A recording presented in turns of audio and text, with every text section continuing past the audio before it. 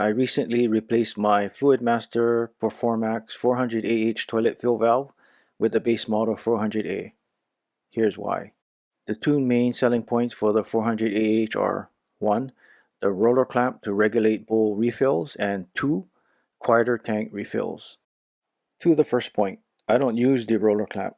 I shoot the refill water directly into the tank instead of into the overflow tube and to the bowl.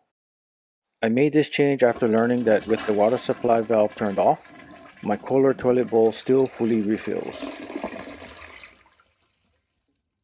To the second point, the 400A does refill a little louder, but I prefer it that way because it will make it easier for me to hear if or when the toilet ever runs.